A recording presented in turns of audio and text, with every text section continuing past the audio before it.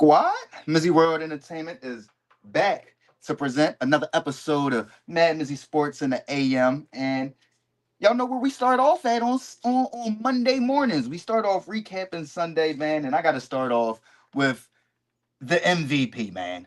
Jonathan Taylor, bro. If we going to sit up here and say the MVP is got to be the most valuable player, then how can we make an argument that anybody in the NFL this year is any more valuable than Jonathan Taylor? This man just went berserk against the Falcons over in what, London? I don't know where the hell they was at, but I know they played at 9:30 in the AM. You know, one of them early joints. You be like, oh shit, is football on? You feel what I'm saying? 286 yards, 244 on the ground, 3 touchdowns. Come on, bro. What are we arguing, bro?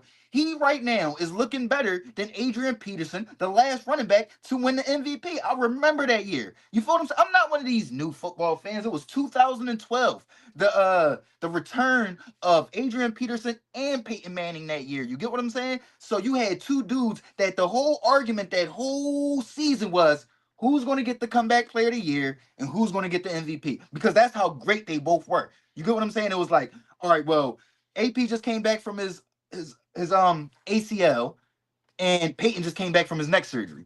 And they said we got to give it to AP, because I think he came back from his ACL within like 6 months or something like that. You feel what I'm saying? So if you gonna do that, and I had no problem with that at all, he deserved it.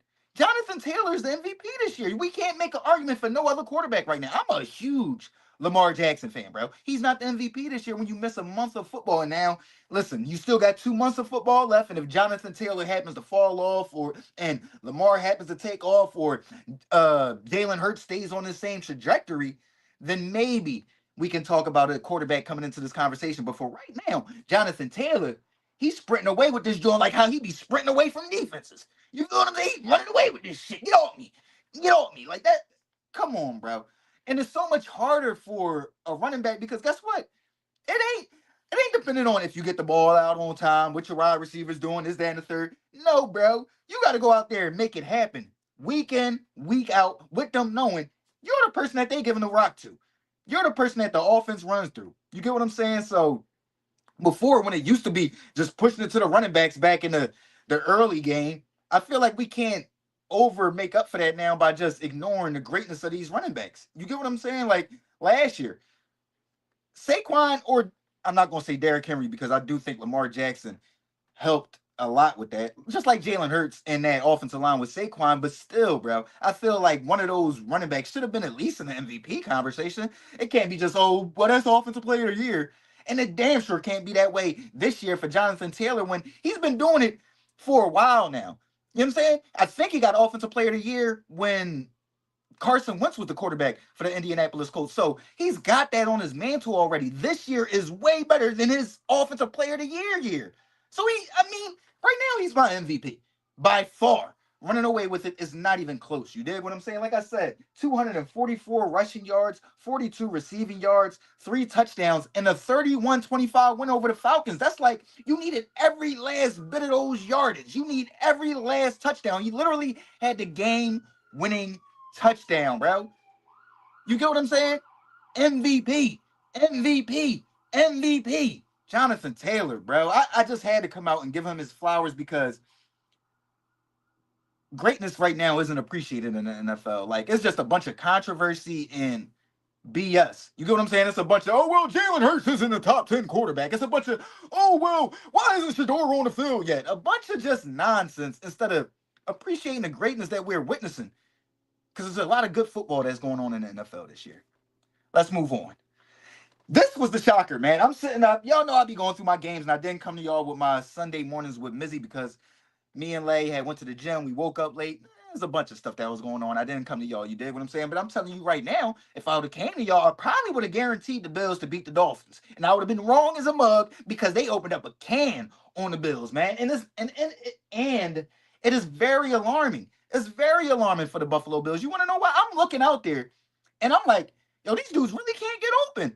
You get what I'm saying? It's like there's no way the Falcons defense is shutting that receiving core down. There's no way the Dolphins defense is shutting that receiving core down. It's like they play up to the Chiefs, but then they fall off for everybody else. You feel what I'm saying? I'm not saying y'all can't lose to the Dolphins in Miami. The Dolphins are still a super talented team. But then you look at it yesterday, y'all lost just because of the turnovers. And y'all couldn't stop the run. You get what I'm saying? 197 yards on the ground? 197? And don't get me wrong, I'm a huge Devon Achane fan. I am sick that I took Ashton Genty. I believe I might have took Ashton Genty over Devon Achane in fantasy, or he might have been off the board already, because I know I love me some Jameer Gibbs and Devon Achane. So if they was on the board, I definitely would have took him. But that's besides the point. I was sick they not on my roster, and Devon Achane is amazing. But the Buffalo Bills are supposed to be one of the top contenders. We are supposed to be talking about them running away with this division. They behind the New England Patriots, who is easy money right now. That's the team that I bet on. I said they got them. They they giving them points down there in Tampa. Oh, they must ain't been watching the New England Patriots this year, because Drake May, he bull. He bull. You know what I'm saying? So I doubled down on that Patriots over the Bucks bet. And like I said, the Buffalo Bills just giving up 197 yards on the ground, them not being able to move the ball, having critical turnovers in the red zone. It doesn't bode well for this team moving forward. Especially when you think about a lot of these teams you creeping up on. Listen, y'all think they want to see the Ravens right now, bro? I don't. I don't think they want to see the Ravens right now. You feel what I'm saying? So it's a lot of teams that are chopping at the bit to get to the Buffalo Bills, in my opinion. You feel what I'm saying? I'm looking at New England. They looking like a top contender. I'm looking at the Indianapolis Colts. They looking like a top contender because of the defense, the balance. And James Cook, get him the ball more, bro. You feel what I'm saying? I feel like they rely too heavily on Josh Allen. Like, James Cook isn't he's a top 5 back in the league, bro. You get what I'm saying? He's up there with Saquon Barkley, Jonathan Taylor, Derrick Henry, Bijan Robinson. You get what I'm saying? He's a top 5 back in the league. And if they leaned on him a little bit more yesterday, they probably at least got a closer game. I'm gonna say at least a closer game. I don't know about winning, but you get 2 interceptions from Tua Tagovailoa, you should win that game. But I mean, when you give up 200 yards on the ground, that kind of negates the turnover margin, and you negated the turnover margin yourself by coming back and turning the ball over yourself with what, an interception, 2 interceptions, and a fumble. So yeah, man, the Bills, they got to get their stuff together, because the Dolphins ain't looked that good maybe since Mike McDaniel's first year. You know what I'm saying? They was explosive. The defense was out there rocking. They looked like they was rejuvenated. You know what I'm saying? And then the other thing is it the competition? Because the division been easy. Now it ain't. Now it ain't. Now the Patriots, oh, they officially back, baby. They officially back. So is it something psychological? I don't know. But that was alarming. That was an alarming, you know what I'm saying, opening up a can, in my opinion. I'm looking like, damn. And then they never made a run to make it even a close game. That was alarming to me. That was very, very alarming to me. You dig what I'm saying? But we got some more to touch on as far as what we talking about with alarming and who's coming in that AFC. We got to speak on who we're talking about as far as the the Baltimore Ravens, because at the end of the day, here comes the Baltimore Ravens. You dig what I'm saying? I told y'all after the Baltimore Ravens dropped to, what was that, 1-4? After that loss to the Kansas City Chiefs, Lamar Jackson was hurt. I'm like, I still got more faith in the Baltimore Ravens this year and moving forward more than my San Francisco 49ers. And it's because this is a team that's been proven that they become a better team later in the year, especially with Zach Orr as their defensive coordinator. Last year they started slow. They got the defense right. They was the number 1 scoring defense for the back half of the year. Same thing happening in this year. They started off giving up every play possible, can't stop a nosebleed. Now the past 3 games, the past 4 or 5 games, they've been only giving up 13 points per game, which is, I believe, second in the NFL behind the Houston Texans. So right now, I'm feeling very confident in what the Ravens are doing, what they're building. Like, you look at their next 4 opponents, they got the Browns, Jets, Bengals, Steelers. And the Steelers 5-4. So you think about over the next 3 games, by the time they face the Steelers, that could be for the division lead, bro. You know what I'm saying? By the time it's week 1 of December, the Baltimore Ravens could be back at Because right now they 4-5. They could be 8-5 and atop the NFC, the AFC North. That is crazy, bro. That is astonishing, and that is a testament to that organization. Which again, I didn't know why Shedeur didn't want to sign up to be under that organization. No, you won't start there, but you'll be able to go out there and put some good tape on. Again, Snoop Huntley is a Pro Bowl quarterback from being Lamar Jackson's backup. Snoop Huntley. And I believe Shedeur Sanders is a better quarterback than Snoop Huntley. So, yeah, shout out to the Baltimore Ravens. What is showing yesterday? Lamar Jackson is amazing, astonishing, and I just hate when people run with narratives because they too lazy to watch the games. You get what I'm saying? Buddy been throwing the ball well since he was a starter, bro. Since his first full year as a starter. So shout out to Lamar Jackson. Shout out to the Baltimore Ravens. And here come the Ravens. I told y'all, man. I told you they wasn't going nowhere, man. My Niners, bro. I, I don't even want to speak on them, bro. I don't even want to speak on them. So let's get over to the person that I just spoke on. And let's give a little bit of truth serum for Shedeur. A little reality check that I give out every week because you got dudes that just use Shedeur as content for views and engagement. And I'm actually truly dedicated to this sport. You dig what I'm saying? So that's why I come out here and I want to check some things because you had famous Los post up. He posted Dylan Gabriel's touchdown as a negative to say put Shedeur in the game. And it's astonishing because y'all clearly didn't watch Shedeur play if y'all think that his arm strength is that much greater than Dylan Gabriel's. He has a stronger arm than Dylan Gabriel. It's not a lot stronger. He's not about to come out there and be tossing the rock around like Cam Ward. If he was, he would have been a top selection. That was one of the negative knocks about Shedeur Sanders is that he doesn't have elite arm strength. He just doesn't. That's simple fact. You get what I'm saying? So the simple fact is Shedeur will get a shot to play football, in my opinion. As soon as Dylan possibly gets hurt because they got a garbage offensive line. He got sacked 6 times yesterday. So I don't want to wish injury on anybody, but that's a lot of wear and tear to be taken. 6 sacks a game. I don't see him finishing out November and December taking that much punishment. So with that being said, Shedeur will get a shot. And at the end of the day, if he gets a shot towards the end of the season, that will be his best opportunity to put good tape out there. Jimmy G got paid as the highest paid quarterback in the NFL off of coming to my Niners and winning the last 5 games. You know why he won those last 5 games? Because teams wasn't worried about winning any games at that time. They was either worried about they playoff positioning, or they was worried about getting healthy for the playoffs, or they was worried about their draft positioning. You get what I'm saying? So when you come down the stretch, it's not like the beginning of the season or the meat of the season when everybody think they got a shot. You get what I'm saying? When you come towards the end of the season, you got teams that they already locked into certain playoff spots, so they resting teams or they not as invested in that win.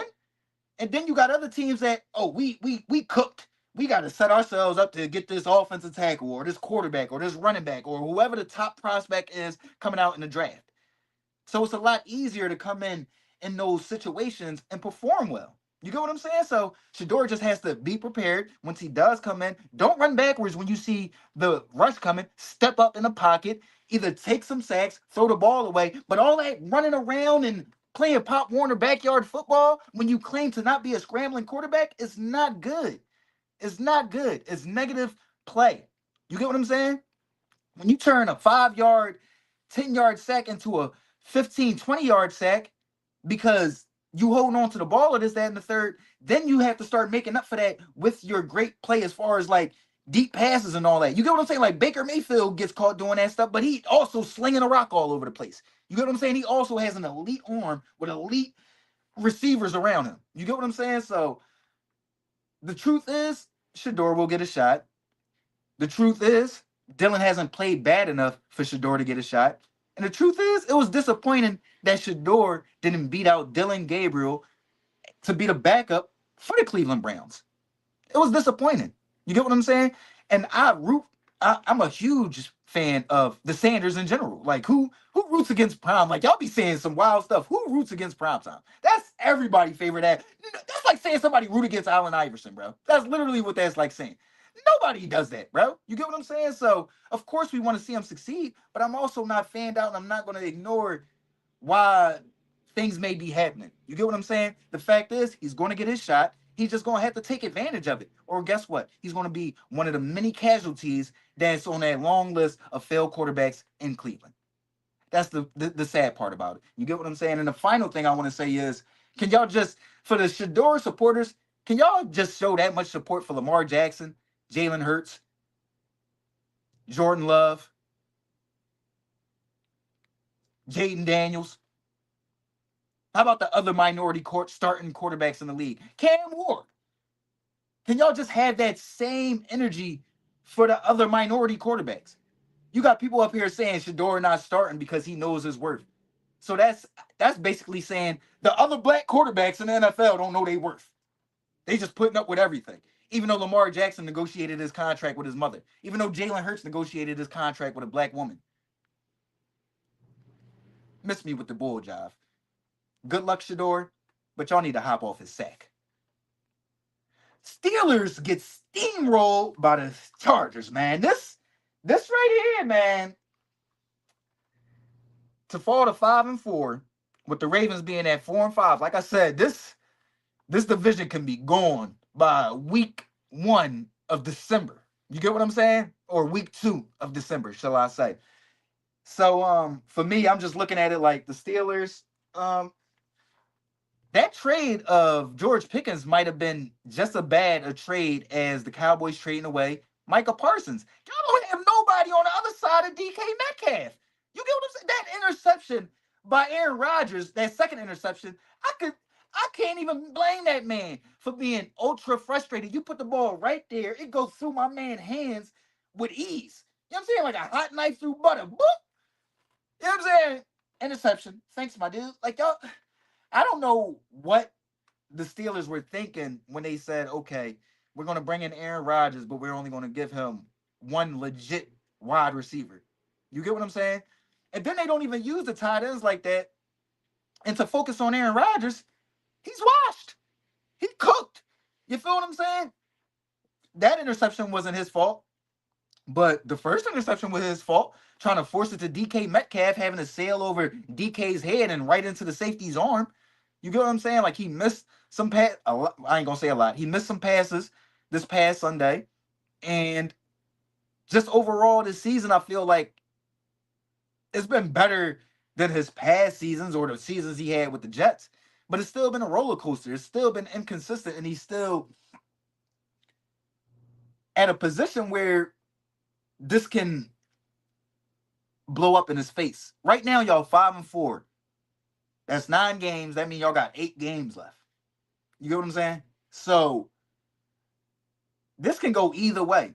And I'm going to say it's probably going to go downward with the way that everybody is going to end up guarding or defending the Steelers offense. Everybody's going to double team DK now because they know for a fact you don't have a second wide receiver. You don't even utilize the tight ends like that. I don't know why y'all went out and got Jonnu Smith. And then y'all don't use Pat Freiermuth like that. Jalen Warren having an okay year, but this offense is inept. It's just boring. It's a snoozer. You get what I'm saying? It's either Jalen Warren or they trying to feed DK.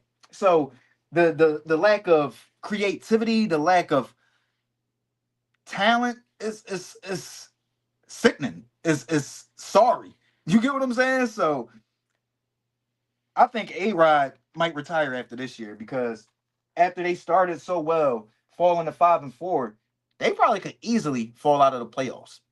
I'm not going to predict that just yet, but that prediction might change by Thursday's episode. You dig what I'm saying? Or next Monday's episode. So we'll see. We'll keep an eye on that. But that was just a poor performance from the Steelers, especially up against the Chargers, who I felt like they were like making sure that the Steelers stayed in the game. You get what I'm saying? Like Orlando Gatson got hurt. Justin Herbert was getting smacked around. Like he was taking some huge hits in that game last night.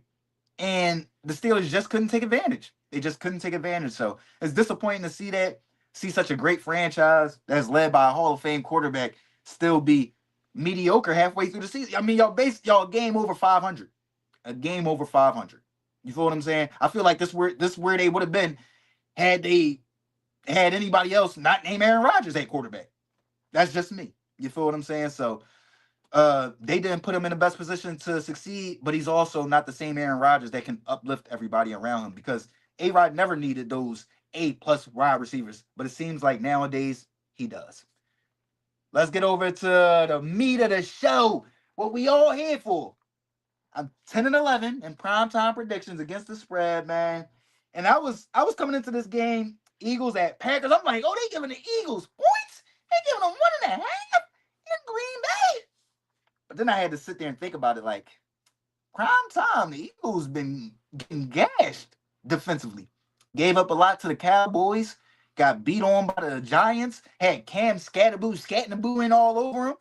You get what I'm saying? And even in the game against the Giants, what was that, 2 weeks ago, the Giants was right there until Cam Scatterboo broke his ankle. You dig what I'm saying? So for me, I'm gonna go with the Packers, man. Y'all know I like to. I tend to go with the Eagles on big games, but I think the Packers will bounce back, especially with them having a loss in Lambeau last week, 16-13 to the Carolina Panthers. I think they'll bounce back. They always Jordan Love tends to bounce back when he has mediocre to bad games. He put up 40 points on the Dallas Cowboys after he had that terrible game against the Cleveland Browns. So I expect him to go out this evening and have a pretty solid game. And I'm pretty sure they want some get back from that week 1 loss last year, in which they probably feel as though they probably should have won that game in Brazil. So I'm gonna go with the Packers. And for an extra leg parlay, I'm gonna go with a Jordan Love. No, no, no. I'm gonna go with the over on Josh Jacobs rushing yards. I think they got him at 67.5. I think he averaged like 66 yards per game, but he had like 87 yards against the Panthers, which is a real solid defense last week. And I think the Eagles have an Achilles heel of stopping that run. They give up 120 yards a game. So you telling me can Josh Jacobs get 68 in Green Bay? Hell yeah. So I'm gonna go with the over on the Josh Jacobs rushing yards, and I expect the Packers to pull out a close win against the Philadelphia Eagles. Probably 3-4 point win. It ain't gonna be a blowout. I ain't expecting a blowout, but I expect a close win by the Packers. I think they got too many weapons, and we know the other Achilles heel of the Philadelphia Eagles is the other side of Kenyon Mitchell, and we know the Packers got weapons out the wazoo. From Watson to Romeo Dobbs to Golden Tate. They done lost Tucker Kraft, but they still got other tight ends out there. You dig what I'm saying? Not to mention Josh Jacobs coming out the backfield. So I like the Packers in this one to pull out a close one. I can't see them losing back-to-back games in Lambeau. And then that defense is real, real stout. Top 10 scoring defense in the NFL this year. So I got the Packers pulling out a close one at home. Let me know what y'all think. This is MadMizzy Sports in the AM Monday episode. Have a great week. Enjoy the games tonight. And I'll see y'all on Thursday, squad. Like, comment, share, subscribe, listen, alert. Click that alert button.